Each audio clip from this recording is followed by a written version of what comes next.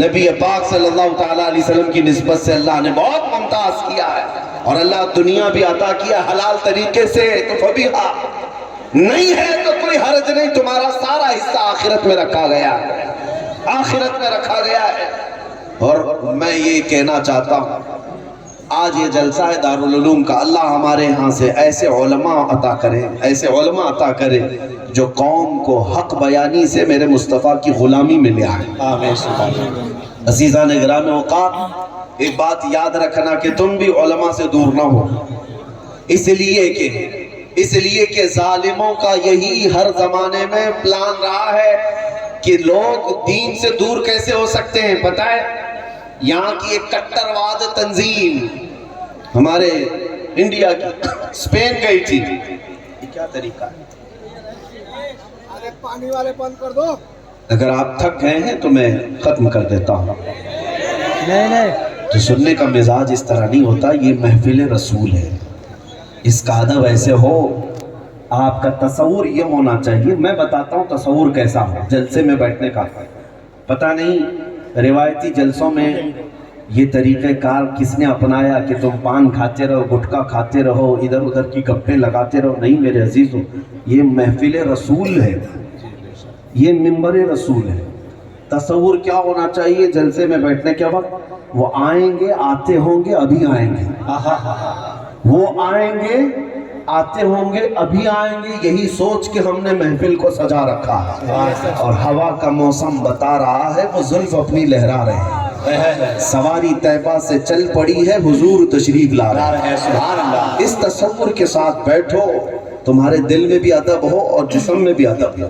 بہرحال ایک بار درود پاک پڑھیں۔ اللہم صلی علی سیدنا محمد اللہم صلی وسلم علی سیدنا محمد وآلہ وآصحابہ وبارک وسلم صلاۃ دائمۃ سرمدا ابدا۔ یہی چیز تو خراب کیا جا رہی ہے نا، ایک پانی کی بوتل پر پورا ادھر تم متوجہ ہو جاؤ گے تو کل کو یہ پارٹیاں جو بولتی ہیں ہم 100 روپے میں ان کو اپنی پارٹی میں لے لیں گے، 200 میں وہ پارٹی والا لے لیں گے۔ غلامان مصطفیٰ کی یہ کیفیت نہیں ہونی چاہیے، غلامان مصطفیٰ کی کیفیت یہ ہونی چاہیے دنیا تمہیں کیا تمہاری جوتیوں کو بھی نہ خرید سکے۔ بے شک، سبحان اللہ۔ تم ادھر ادھر متوجہ نہ ہو، کسی کی جے وجے کیوں پکارے، کیا غرض ہم کو، ہمیں کافی ہے سید اپنا نعرہ یا رسول اللہ، ہمیں کافی ہے سید اپنا نعرہ یا رسول اللہ۔ ہم رسول اللہ کے، جنت رسول اللہ کی۔ جب حضور پاک کی محفل میں ہے تو یہ کسی نیتا نگری نہیں ہے، یہ کوئی سیاسی جلسہ نہیں ہے کہ یہاں پر صرف شور مچایا جائے اور یہ کسی نیتا کو دیکھنے کے لیے ہم آئے ہیں۔ نہیں میرے عزیزو، یہ رات کے 12 بجے کے بعد جو مجمع کی گرمی ہے یہی بتاتی ہے کہ 100-200 نوٹوں کا مجمع نہیں، یہ مجمع جہاں میں جاتا ہوں الحمدللہ مجھے یقین یہ ہوتا ہے مجمع میں بیٹھا ہر نوجوان نوٹ کے لیے نہیں بلکہ اپنی گردن حضور کے قدموں میں دینے آیا ہے۔ بے شک، سبحان اللہ، سبحان اللہ۔ کیا یہ حقیقت ہے یا نہیں؟ ہاں، اپنی ہر چیز میرے مصطفیٰ کے قدموں میں قربان کرنے کی غرض سے ہم رات کو آتے ہیں۔ اللہ تعالیٰ اس جذبے کو ہمیشہ سلامت رکھے۔ آمین ثم آمین۔ میں جو بات عرض کر رہا ہوں اس کو میں کمپلیٹ کرتا ہوں۔ علماء ذوی الاحترام کی جو عزت ہے، یہ جلسہ ہے، یہاں سے اللہ تعالیٰ وہ علماء عطا کرے آج جس کی ضرورت ہے، ورنہ ان لوگوں کی طرح نہیں جو سٹیج پر بیٹھ کر کے کچھ لوگوں کو راضی کرنے کے لیے کچھ ٹکڑوں کے لیے اللہ اور اوم کو ملا دیں۔ میں ان غداروں کی بات نہیں کر رہا ہوں، ہر داڑھی اور ہر چہرہ مولوی نہیں ہوتا، صرف سفید کپڑے اوپر نظر آ جائیں تو وہ قائد نہیں بن جاتے۔ ہاں، قائد بننے کے لیے اپنے آپ کو حضور کی زندگی میں فنا کرنا ہوگا، حضور کے قدموں میں فنا کرو۔ ہاں، قائد وہ ہے، آؤ بریلی کی سرزمین پر تاج الشریعہ جیسی شخصیت ہے۔ قائد وہ ہے جو اپنے وقت کی عبقری مفتی اعظم ہند، آج کی حکومت کیا اس سے سخت ترین ایمرجنسی کے دور میں جب ڈکٹیٹرشپ جس کو کہتے ہیں ڈکٹیٹرانہ نظام قائم تھا، ہاں آپ کو پتا ہوگا 70 اور 75 کی دہائی میں، 70 اور 80 کی دہائی کے قریب یہاں پر ایسے حالات تھے کہ دوسروں کا کسی کا پاور نہیں، صرف ایک لیڈی کا پرائم منسٹر کا پاور ہے۔ اس دور میں مفتی اعظم ہند حکومت کی کوئی رو رعایت کیے بغیر شریعت مصطفیٰ کو حق کے ساتھ بیان کر رہے تھے، اور یہی قیادت ہے، یہی قیادت ہے۔ میں ان مولویوں کی بات نہیں کر رہا ہوں، یہاں علماء بھی ہیں یا مدرسے میں پڑھنے والے طلباء ہیں. ایک بات یاد رکھنا، ہو سکتا ہے تمہارے چند جملے کسی کو کڑوے لگ جائیں شریعت مصطفیٰ بولنے کے وقت، لیکن ہمیشہ یاد رکھو یہ تمہارے رزاق نہیں ہے، تمہارا رزاق اللہ رب العزت ہے. زیادہ سے زیادہ کیا ہوگا، یہ تمہاری روزی بند کر دیں گے، تمہیں نوکری سے نکال دیں گے. بند کر دیں تو ایک دروازہ یہ بند کرے، 70 دروازے میرے مولا کھولے. اللہ کریم کی بارگاہ میں یقین رکھیں، وہ رزاق حقیقی ہے، لیکن حق بات بولنا نہ چھوڑیں. عزت اسی میں ہے.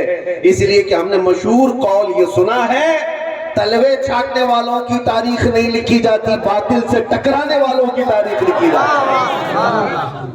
آپ اپنی حیثیت مت دیکھیں کہ آپ کیا ہیں، آپ کے پاس طاقت کتنی ہے، یہ کبھی مت دیکھنا. آواز اٹھانا تمہارا کام، ہر گلی کوچے تک پہنچانا یہ میرے مولا کی شان. ہاں، میں آج خلیل آباد میں ہوں، رہنے والا ساؤتھ انڈیا کا. میں نے 2 سال قبل ایک چھوٹی سی مسجد میں میرے جذبات تھے ایک پاکنڈی کے خلاف، جب حضور کی شان میں بک بک بک بک کر رہا تھا، وہاں سے ہم نے اعلان کیا تھا، یہ سوچ کر کے نہیں کہ بہت بڑی کانفرنس ہے، ہزاروں لوگ میرے سامنے بیٹھے ہیں، نہیں، 50 لوگوں کے سامنے، لیکن دل کی یہ جذبات تھے کہ اس خبیث تک یہ بات پہنچ جائے.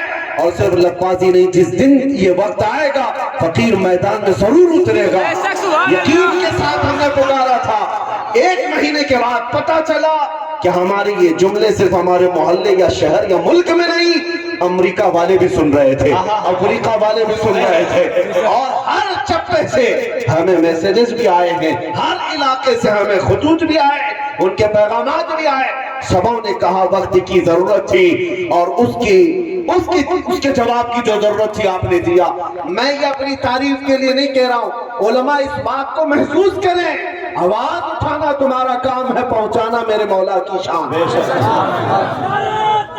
اللہ اکبر، اللہ اکبر، یا رسول اللہ، یا رسول اللہ، یا علی زندہ باد،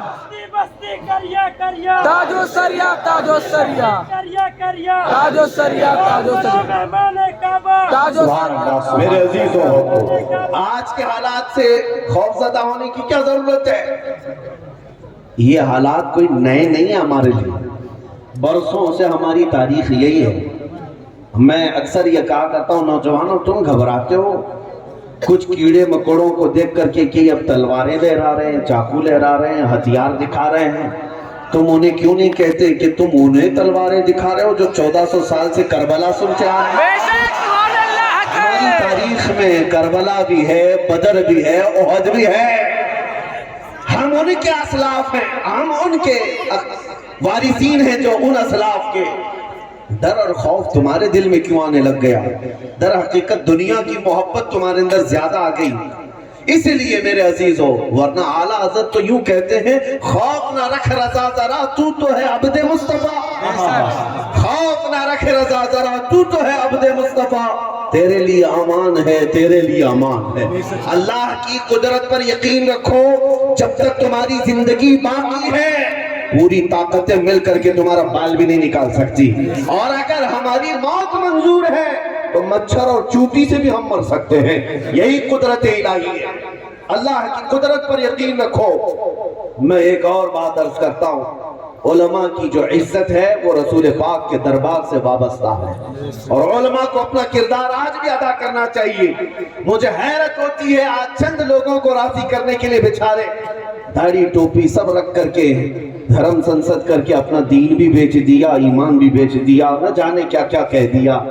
لیکن اکبر جیسے ڈکٹیٹر کا زمانہ ہے، اکھنڈ بھارت پر ایک ہی بادشاہ کی حکومت ہے، لاکھوں فوج ہے اس کے پاس. اس بادشاہ کے دماغ میں کیا خمار سوار تھا، اس نے تو پورا دین بدلنے کا اعلان کر دیا. کہا کہ اب مصطفیٰ کریم صلی اللہ علیہ وسلم کا دین نہیں، میرا دین چلے گا. اس نے دین کو ایک نیا مکسچر انداز میں پیش کیا، دین الہی اس کا نام رکھا.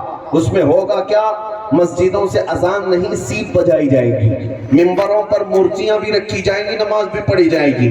یہ دین الہی کا نظام اعلان کر دیا۔ جو تلوے چاٹنے والے تھے وہ ہاں ہو کرتے ہوئے ان کے پیچھے تو چلنے لگ گئے، لیکن ہر زمانے میں تلوے چاٹنے والے نہیں ہوتے۔ اکبر کی طاقت اپنی جگہ، اس کی فوج کی قوت اپنی جگہ، اس کا رعب و دبدبہ اپنی جگہ، لیکن اسی زمانے میں ایک مرد قلندر احمد فاروقی مجدد الفسانی کو اللہ نے زندہ فرمایا، کھڑا کیا، اور اس مجدد الفسانی نے کھڑے ہو کر کے اعلان کیا، اسلام نام پر اس زمین پر کوئی دین باقی رہے گا تو صرف محمد رسول اللہ کا ہوگا۔ کوئی دوسرا دین جس کو تم آ کر کے مکس کر دو گے ایسا نہیں چلنے والا ہے۔ کیا مجدد الفسانی کو نہیں معلوم تھا کہ کون سی طاقت سامنے ہے؟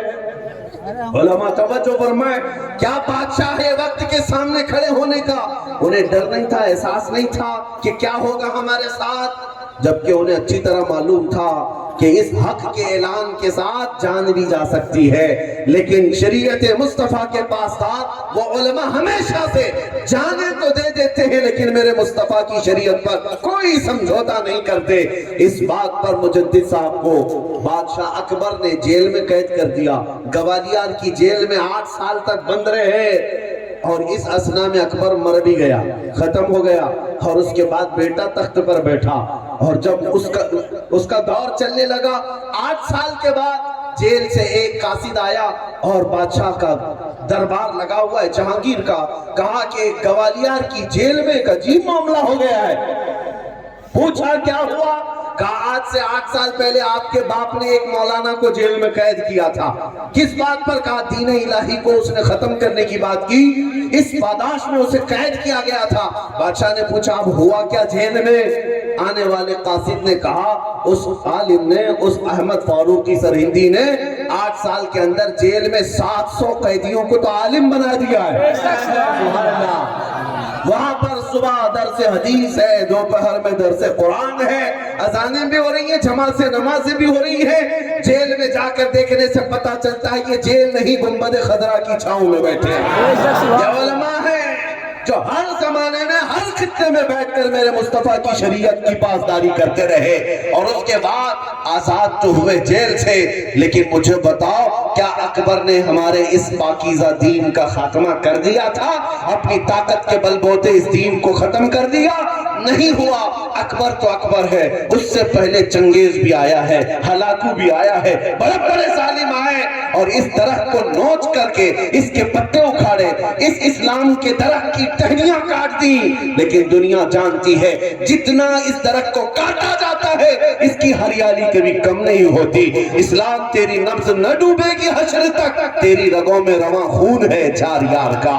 ہم نے دیکھا ان ظالموں کے دبانے سے کبھی دبا نہیں۔ اس کی ایک وجہ یہی ہے کہ علماء حق ہر زمانے میں رہے۔ اللہ کریم ہمارے زمانے میں بھی علماء ربانیین جو حق بولنے والے ہیں ان کی قیادت ہمارے سروں کا تاج بنائے۔ اللہ ان کو سلامت رکھے۔ عزیزان گرامی وقار، انہی علماء کی عزت دنیا میں بھی ہے اور آخرت میں بھی ہے۔ باقی جو تلوے چھاٹنے والے ہیں ان کے بارے میں امام غزالی نے سچ لکھا ہے، سچ لکھا ہے۔ وہ مولوی جو دنیا والوں کو راضی کرنے کے لیے خوش آمدی کرتا ہے، چاپلوسی کرتا ہے، یہ سیٹھ صاحب راضی رہ جائیں، ہاں فلاں نیتا جی راضی رہ جائیں، یہ راضی ہو جائیں تو میرا بھی گھر چلے گا، پیٹ بھی چلے گا۔ اس کے بارے میں امام غزالی نے فرمایا ایسا عالم اس مکھی سے زیادہ غلیظ ہے جو پخانے پہ بیٹھتی ہے۔ وہ اپنا دین لے کر کے کس کو بیچنے چلا گیا؟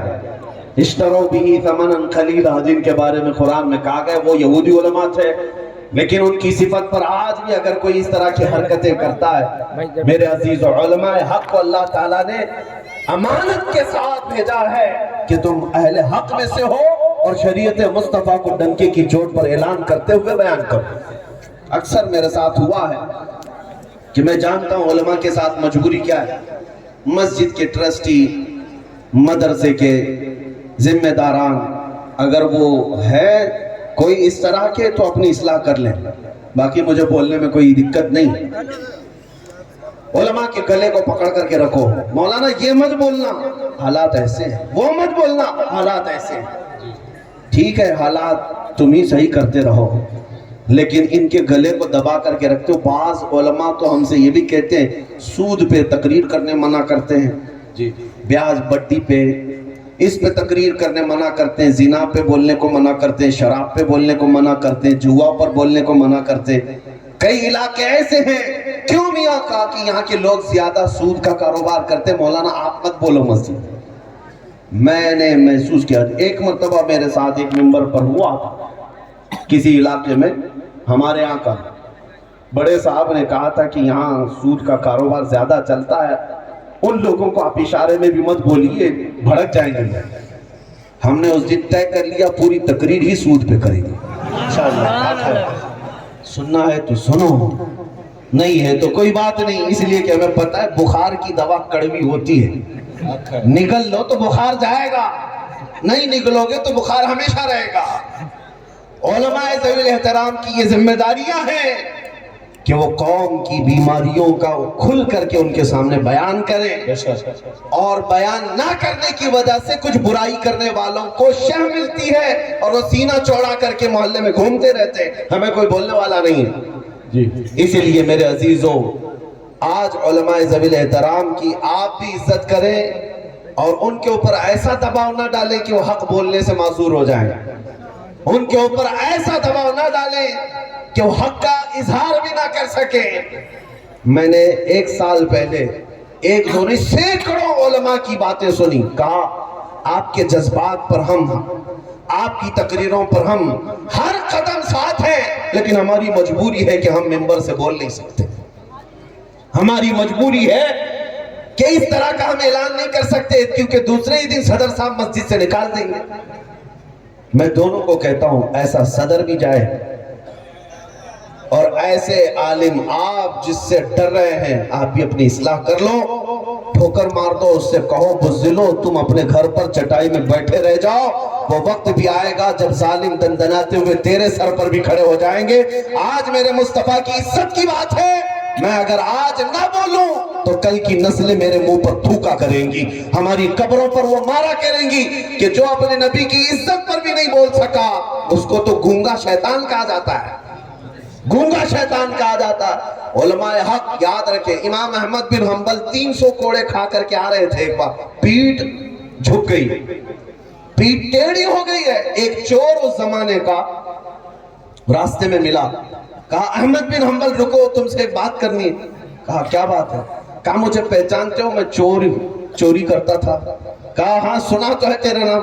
کہا میں نے چوری میں پکڑے جا کر کے کئی مرتبہ پکڑا گیا ہوں, 1500 کوڑے کھایا. امام احمد بن حنبل کتنے؟ 300. وہ چور کہتا میں 1500 کوڑے کھا چکا لیکن ابھی بھی چوری چھوڑا نہیں. کیسی ڈیرنگ کی بات ہے. امام احمد بن حنبل نے پوچھا بتانا کیا چاہتا ہے؟ کہا بس اتنی بات کہنا چاہتا ہوں, میں تو چور ہوں, غلط کام 1500 کوڑے کھا کر نہیں چھوڑا, تم 300 کوڑے کھا کر حق بات کبھی مت چھوڑنا. سبحان اللہ, حق بات چھوڑنا نہیں. امام احمد بن حنبل کہتے ہیں اس سے بہتر بات مجھے نظر ہی نہیں آئی. علماء بھی یہ سمجھ لیں کہ اگر ایک وقت کی روٹی تم سے کوئی چھینتا ہے, حقیقت میں تمہارا رزق اللہ کی بارگاہ میں اور زیادہ محفوظ ہے.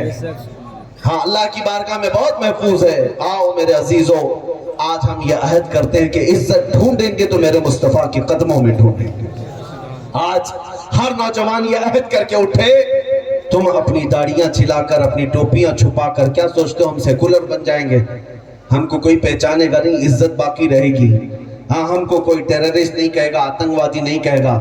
تم اپنی ناک زمین پر رگڑ لو تب بھی تمہیں عزت نہیں ملنی ہے. ہاں تمہارے ساتھ اسلام ہے تو یہ ظالم کتے ہمیشہ بھونکتے رہیں گے. کیا تمہارے سامنے وہ سبق یاد نہیں ہے 1.5 سال پہلے وہ رافضی کتا جو اپنا نام بدل کر گیا تھا؟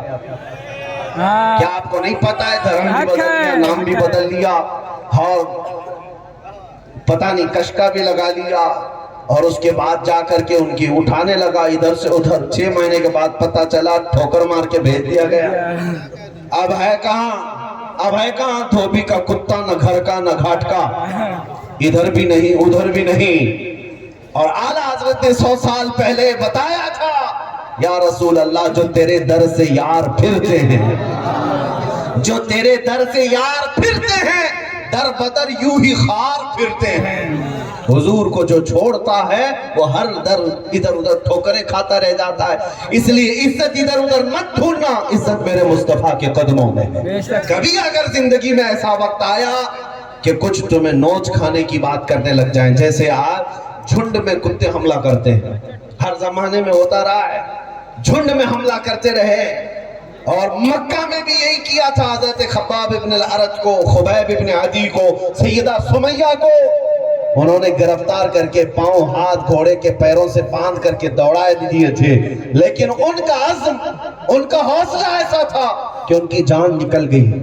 ان ظالموں کی ماب لنچنگ میں ان کی جان نکل گئی, لیکن آخری جملہ بھی ان کی زبان پر اللہ احد اللہ احد ہی تھا. وہ اپنا دین کبھی بیچ نہیں سکے. میرے عزیزو, آج تمہیں یہ نصیحت کرتا ہوں, عزت رسول پاک کے قدموں سے وابستگی میں ہے. اگر کبھی سختیاں آ گئی اپنی زندگی میں, تم یاد کرنا بلال حبشی کو, یاد کرنا خبیب ابن عدی کو, اور انتظار کرنا. تھوڑی دیر کی بات ہے, اگر جان بھی جائے گی, آنکھ بند ہونی ہے, میرے مصطفیٰ تشریف لائیں گے. اور ان کے جمال جہاں آرا کو دیکھنے کے بعد پھر ہر تکلیف ہلکی ہو جائے گی. لیکن ایک بات یاد رکھنا, کسی کو راضی کرنے کے لیے اپنا دین مت بیچنا, کسی کو راضی کرنے کے لیے اپنے اخلاق مت بیچ دینا. جیسے کچھ لوگ آج اپنا سٹیٹس بڑھانے کے لیے وہ کہتے ہیں ہم گانے سنتے رہیں گے, تھوڑا سا پاش طریقے سے ہم کو رہنا ہے تاکہ عزت ملے گی, پھٹی ہوئی جینسیں پہنیں گے اور ادھر ادھر ڈیزائن کریں گے تاکہ ہمیں بھی لوگ پاش کہیں. یہ وہی حال ہے, کوا چلا ہنس کی چال, اپنی چال بھول گئے. تم ان کے پیچھے چلنے کے لیے نہیں آئے. تمہارے ہیرو وہ نہیں ہیں جو پردے سینے پر نظر آتے, یہ مجرا کرنے والے اور تمہیں جہنم کا راستہ دکھانے والے جو پردے پر نظر آتے, یہ تمہارے اصل ہیرو تھوڑی نہ ہے. تمہارے اصلی جو ہیرو ہیں وہ خالد بن ولید ہے, ہمارے جو ہیرو ہیں وہ صلاح الدین ایوبی ہے. تم ان کرداروں کو پڑھو بھی اور ان کی عزت کو دیکھو, اللہ نے ان کی دنیا میں کیسی مدد فرمائی. آج بھی ہوگی مدد اللہ کی, لیکن شرط یہ تم مصطفیٰ کریم کی غلامی میں وفاداری کرو, سچے بن جاؤ. آؤ اعلیٰ حضرت فاضل بریلوی کے اس پیغام پر میں اپنی گفتگو کو ختم کرتا ہوں.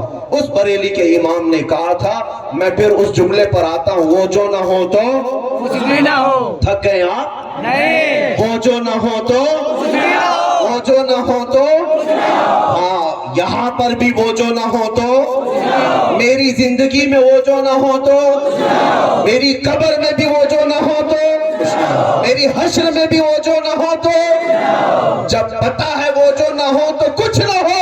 اعلیٰ حضرت فرماتے ہیں آج لے ان کی پناہ, آج مدد مانگ